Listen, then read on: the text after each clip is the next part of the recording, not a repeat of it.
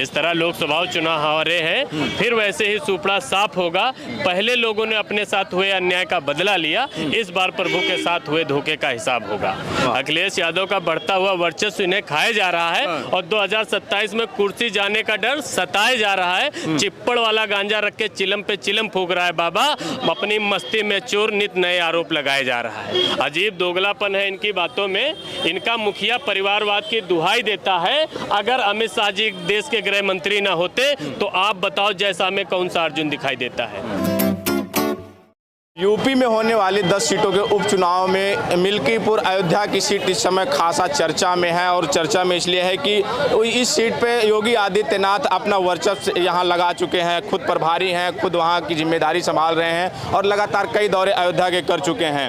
वहीं इस समय समाजवादी पार्टी पे, लाल टोपी पे और तमाम इन मुद्दों पे समाजवादी पार्टी पर पूरी तरह से इस समय हावी हैं और वो लगातार बयानबाजियाँ कर रहे हैं। हमारे मिल्कीपुर जो उपचुनाव होने जा रहा है, खासकर योगी आदित्यनाथ की बात करें, वो स्वयं प्रभारी वहां से हैं और प्रभारी बने हैं उनके बगल के अंबेडकर नगर और मिल्कीपुर सीट। अयोध्या इस समय भाजपा के लिए पूरी तरह नाक का सवाल बन चुका है क्या? बिल्कुल बिल्कुल, साख दांव पर लगी हुई है ये कह सकते हैं। लेकिन परिणामों के लिए मैं ये कहूँगा कि जिस तरह लोकसभा चुनाव हारे हैं, फिर वैसे ही सुपड़ा साफ होगा। जिस तरह लोकसभा चुनाव हारे हैं, फिर वैसे ही सुपड़ा साफ होगा। पहले लोगों ने अपने साथ हुए अन्याय का बदला लिया, इस बार प्रभु के साथ हुए धोखे का हिसाब होगा कि किस तरह जो है आपने अपनी राजनीतिक महत्वाकांक्षाओं को नजर रखते हुए मंदिर को, एक तो उसका एक मुहूर्त भी नहीं था और इतनी जल्दबाजी की सारी जो है रोडे धसी सब कुछ हुआ। तो इस बार जो है अयोध्या की जनता इनसे पूछना चाहेगी। तो अयोध्या में इस समय जो खासकर जो बयानबाजियां चल रही हैं योगी आदित्यनाथ की तरफ से,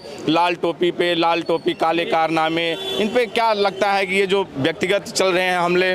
उस पर एक लाइन में कहना चाहूंगा कि महंगाई, बेरोजगारी अगर और नीट पर सवाल पूछ लो तो इनकी जुबान पे पड़ जाते छाले हैं। महंगाई, बेरोजगारी, नीट पर सवाल पूछ लो तो इनकी जुबान पे पड़ जाते छाले हैं। देश से लेकर प्रदेश सरकार खुद से पूछे, ईडी, सीबीआई, सेबी किसके कारनामे काले हैं।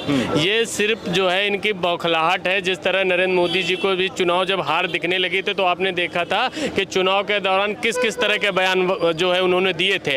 अब वही स्थिति आ गई है योगी जी के सर पर। अब ये सोच रहे हैं कि 2027 में हमारा जो है स्थिति डावाडोल रहने वाली है, तो उसी की मरम्मत में अब आज ये बोल दे रहे हैं, कल कुछ दूसरा बोल दे रहे हैं। आप बताइए, 7 साल से आपकी सरकार चल रही है, आपके पास गिनाने के लिए अपने काम नहीं है जो आप पुराने किसी पर आरोप लगा रहे हैं। आदमी तब आरोप लगाता है जब उसके अंदर अपनी अच्छी कोई चीज़ें नहीं होती हैं। तो इनको बताना चाहिए कि हमने 7 साल में ये चीज़ें करी है जो कि उनसे बेहतर है, तो आप कोई एक बाइट नहीं पाएंगे। ये अखिलेश यादव का जो बढ़ता जनाधार है, कहें कि जो इस समय पे जितने लाइन आप सुन लीजिए कि अखिलेश यादव का बढ़ता हुआ वर्चस्व इन्हें खाया जा रहा है और 2027 में कुर्सी जाने का डर सताया जा रहा है। अखिलेश यादव का बढ़ता हुआ वर्चस्व इन्हें खाया जा रहा है और 2027 में कुर्सी जाने का डर सताया जा रहा है। चिप्पड़ वाला गांजा रख के चिलम पे चिलम फूंक रहा है बाबा, अपनी मस्ती में चोर नित नए आरोप लगाए जा रहा है।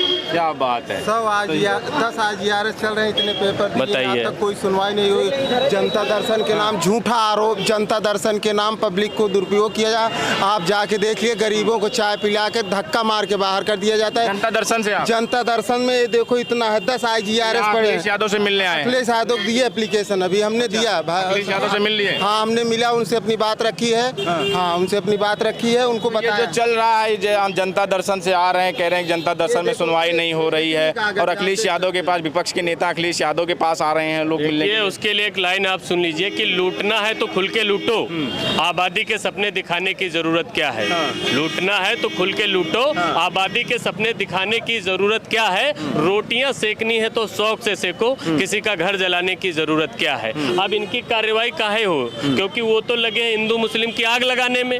उनका ध्यान किसी तरीके से अपनी जनता को संभालने में नहीं है। उनका ध्यान है कि 2012 से 17 में अखिलेश यादव क्या कर रहे थे, ये डाटा निकलवा रहे हैं और मौके पे लोग मर जाए कोई दिक्कत नहीं है।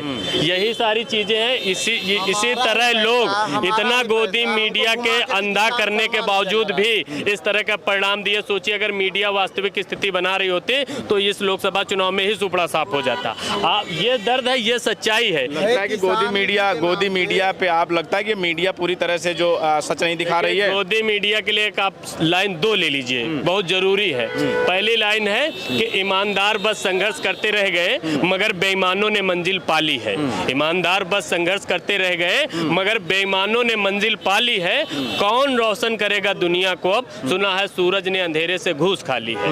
अब जिसकी जिम्मेदारी है इन भाई साहब का दर्द दिखाने का, वो जाके अयोध्या दिखाते हैं, वो जाके मथुरा दिखाते हैं, वो जाके वो चीजें दिखाते हैं कि जिससे सरकार कभी जाए ना। अच्छा, बुलडोजर बाबा की छवि बन चुकी थी योगी आदित्यनाथ की और सुप्रीम कोर्ट ने बुलडोजर पर भी रोक लगा दी है। और अखिलेश यादव कहते थे कि बार बार यही कहते थे कि जो बुलडोजर है, बुलडोजर ये कार्रवाई बंद नहीं होगी, सरकार बदलेगी भले लेकिन बुलडोजर और बुलडोजर ड्राइवर वही रहेगा। क्या लगता है? देखिए एक चीज़ मैं आपको बता दूं, ये जो विपक्ष के जितने भी पार्टी हैं, नेता हैं, उनको हमेशा सोचना चाहिए कि संविधान खतरे में है तो संविधान खतरे में है इसका ये मतलब नहीं है कि किसी दिन संविधान की किताब को जला दिया जाएगा।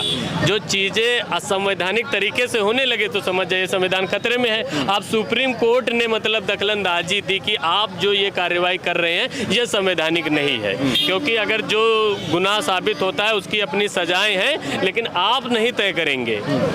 तो इस समय बुलडोजर से लोग नहीं भयभीत हैं, बुलडोजर खुद भयभीत है। योगी आदित्यनाथ लगातार यही आरोप लगाते हैं कि ये परिवारवाद से ऊपर और जातिवाद से ऊपर बढ़ नहीं पाते हैं। इनकी पार्टी में गुंडे और माफियाओं का परिवारवाद पर एक लाइन सुन लीजिए जो कि योगी आदित्यनाथ जी के लिए जवाब नहीं है, मोदी जी के लिए भी जवाब है कि अजीब दोगलापन है इनकी बातों में और इनका मुखिया परिवारवाद की दुहाई देता है। अजीब दोगलापन है इनकी बातों में, इनका मुखिया परिवारवाद की दुहाई देता है। अगर अमित शाह जी देश के गृह मंत्री ना होते तो आप बताओ जैसा में कौन सा अर्जुन दिखाई देता है, आप बताइए।